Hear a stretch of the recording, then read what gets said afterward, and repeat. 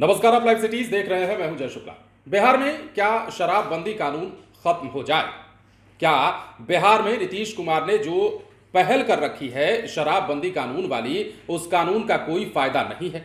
क्या बिहार में शराबबंदी कानून के आड़ में जहरीली शराब को परोसकर दलितों को तिल तिल मौत बांटी जा रही है? क्या बिहार में शराबबंदी कानून महज एक दिखावा है? ये तमाम सवाल हम नहीं कर रहे हैं, ये तमाम सवाल अपने आप में उठने लगे हैं। और बिहार में चुनाव से पहले ये राग किसने आलापा है? आपने देखा है, पिछले वीडियो में हमने आपको दिखाया है कि किस प्रकार जीतन राम मांझी ने नीतीश कुमार पर बड़ा हमला किया है और उनकी तुलना जनरल डायर से भी कर दी है।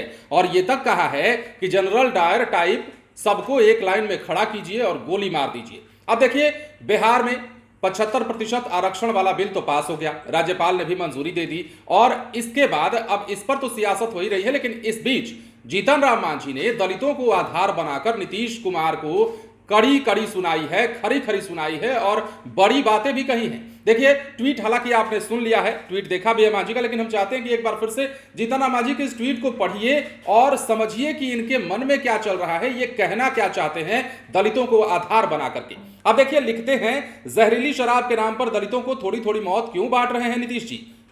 एक ही बार जनरल डायर टाइप लाइन में खड़ा कीजिए और सबको गोली मार दीजिए, आपके नफरत का अंत हो जाएगा। जहरीली शराब से हो रही मौत को नहीं रोक सकते तो शराबबंदी कानून का मतलब क्या है? कम से कम गुजरात से सबक ले लीजिए।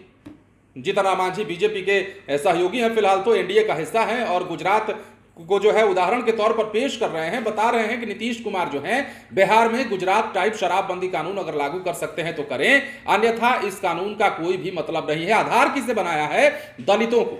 उनका मानना है कि बिहार में जहरीली शराब पी करके सिर्फ गरीब लोग मर रहे हैं, दलित लोग मर रहे हैं और उसके अलावा कोई नहीं मर रहा है। और दूसरी सच्चाई यह भी है बिहार में, देखिए, ये तो रही जीतन राम मांझी की बात, लेकिन हम अगर आपसे बात करें तो बिहार में शराबबंदी कानून जो है 2016 से लागू है। लेकिन हाल के सालों में अगर हम देखते हैं, हालांकि पहले से भी घटनाएं होती रही हैं, लेकिन हाल के सालों में जहरीली शराब की बिक्री, जहरीली शराब का सेवन और जहरीली शराब पीकर मरने वालों की संख्या काफी बढ़ी है। चाहे वो समस्तीपुर की घटना हो, चाहे बेतिया की घटना हो, गोपालगंज की घटना हो और हाल फिलहाल सीतामढ़ी की घटना हो, तमाम जगहों पर जहरीली शराब बेची जा रही है, लोगों को पिलाई जा रही है, लोग पी रहे हैं और मर रहे हैं, आंखों की रोशनी गंवा रहे हैं। और ये तो चंद जिलों का हमने आपको नाम लिया, बिहार में शायद ही कोई ऐसा जिला होगा जहां पुलिस प्रशासन के नाक के नीचे शराब की जो है खेप लोगों में बांटी जाती है, शराब बनाई जाती है, जहरीली शराब पीले पिलाने का काम किया जाता है। और इस बात पर बार बार सवाल उठने के बाद भी ना तो प्रशासन जागता है और ना ही सरकार इस पर कुछ विचार करती है। हालांकि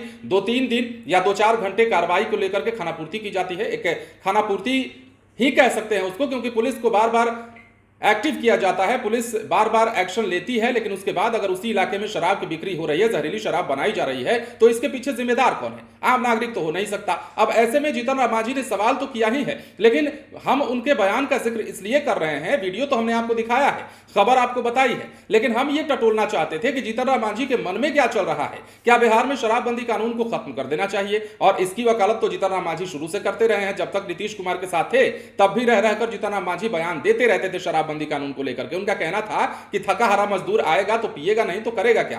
पिएगा, सोएगा, फिर कल सुबह काम पे जाएगा। और इसको भी आधार उन्होंने इसी बात पर बनाया था कि बिहार के गरीबों को शराब पीने दीजिए, थोड़ा बहुत काम करेंगे और पिएंगे तो अच्छे से रहेंगे, सेहत का भी उन्होंने हवाला दिया था। लेकिन अब जीतन राम मांझी ने नीतीश कुमार की तुलना जनरल डायर से की है और कहा है कि सबको एक साथ खड़ा करके गोली मार दीजिए। इस बयान का क्या मतलब है और इस बयान पर कितनी सियासत होती है? क्योंकि जीतन राम मांझी के एक ट्वीट पर हंगामा तो चल ही रहा है। 75% वाला आरक्षण बिल जब पास हुआ और उसे राज्यपाल की मंजूरी मिल गई तो जीतन राम मांझी ने कह दिया कि नीतीश कुमार मंत्रिमंडल ही बर्खास्त कर दे, उसके बाद नया मंत्रिमंडल का गठन कीजिए और जिसकी जितनी आबादी उसकी उतनी हिस्सेदारी सरकार में सुनिश्चित कीजिए। अब उस पर सियासत अलग से चल रही है। लेकिन अब जीतन राम मांझी का यह बयान कौन सा रंग लेकर आएगा? सियासत में कौन सा बखेड़ा खड़ा करेगा?